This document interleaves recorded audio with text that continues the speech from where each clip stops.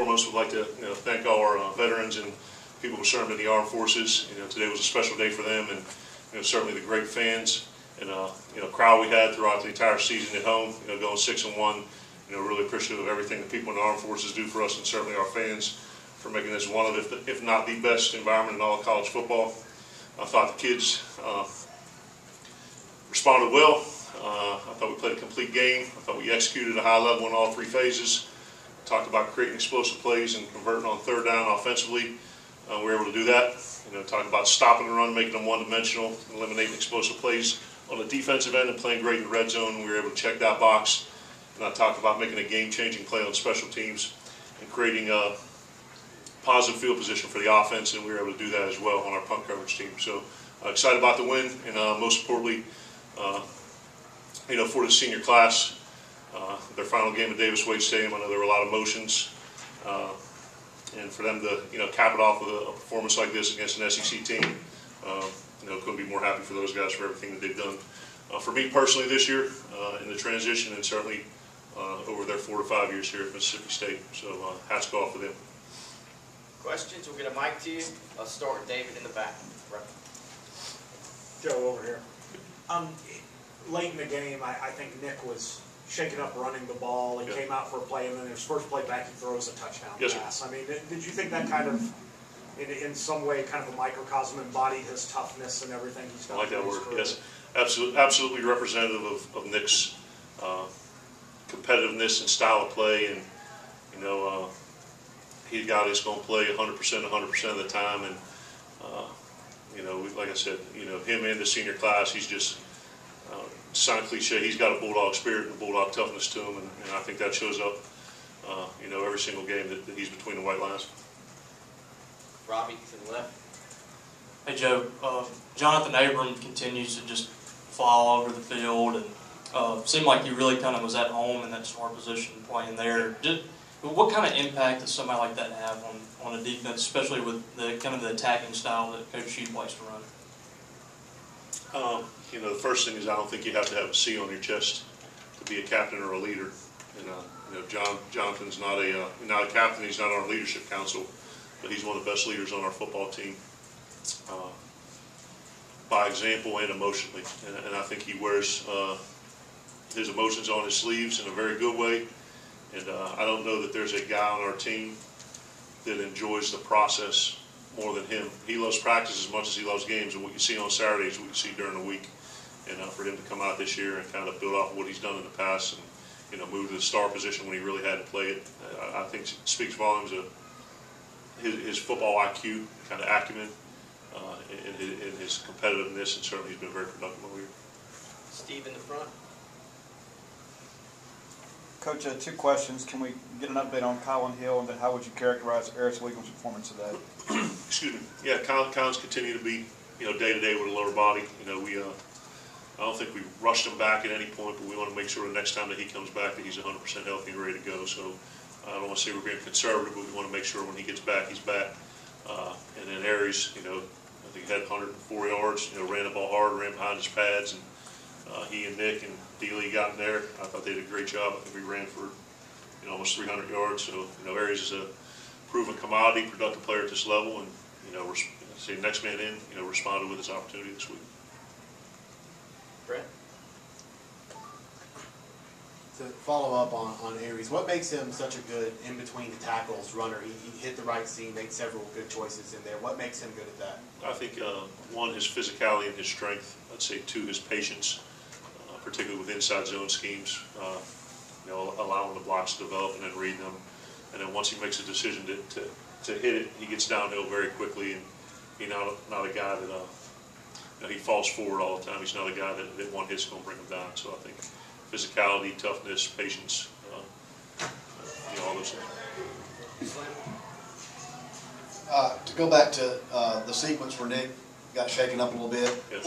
what was his complaint? What was hurting him? Oh, he had something in his eye. Okay. Oh, so there was no physical thing. No, they had like grass and dirt and whatnot in his eye. Were you thinking at that point, because when he goes down, you don't know if he's out there, you don't know what his condition is, at least immediately. Why did you let him go back in, I guess? Well, he come off the field, and it wasn't an injury, it was something in his eye. and there were 13 minutes left to go in the fourth quarter. We don't let him finish off that drive. We had to plan to get KT in on the next drive, so we wanted to let him finish it off. Tyler?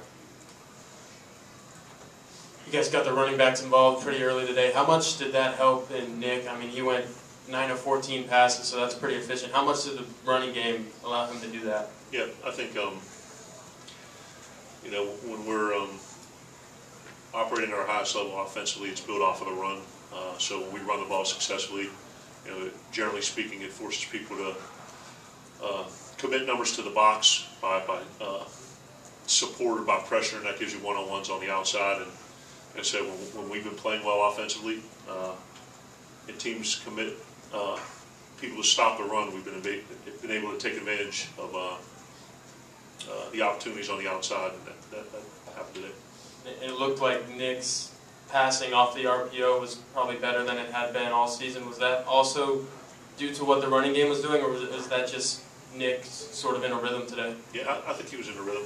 You know, a lot of the stuff that we did in terms of the read game was, you know, inside zone and then a screen off of it.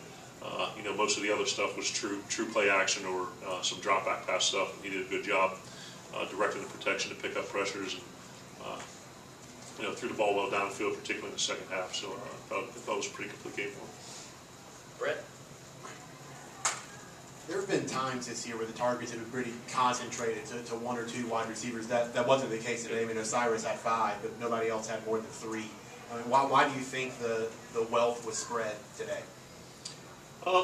Maybe a product of what the opposition was doing, Arkansas was doing defensively, and kind of the game plan where you go into it. And, when you're running the ball, obviously 2 things happen. And when you're reading it, quarterback's going to pull it, or it's going to be handed off to the running back, and then there's some that are predetermined runs to the running back. But in terms of the pass game, you know, a lot of our stuff is predicated on what coverage is being played as to where the ball goes.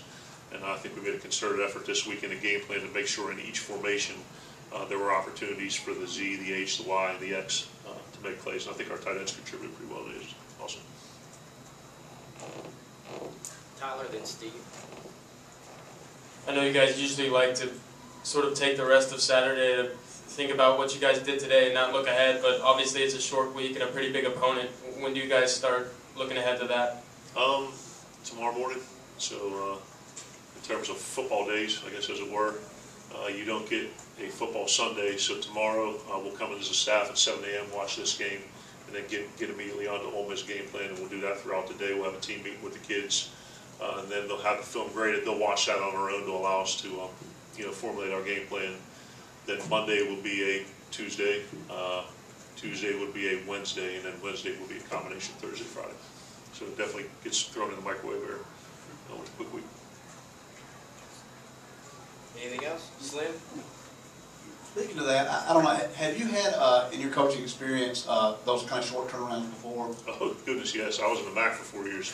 So y'all heard the term Maction. That was definitely Maction. So there were ones where we'd play Saturday and have a quick turnaround, play on a Thursday or Wednesday. And I can remember one my last year there that we played on a Saturday, had a bye, and then played till the following Thursday. So we actually had a 20-day stretch between games. So I've had it on both ends. And then at UConn, we were in the Big East. We played some Thursday and Friday games as well. So yes.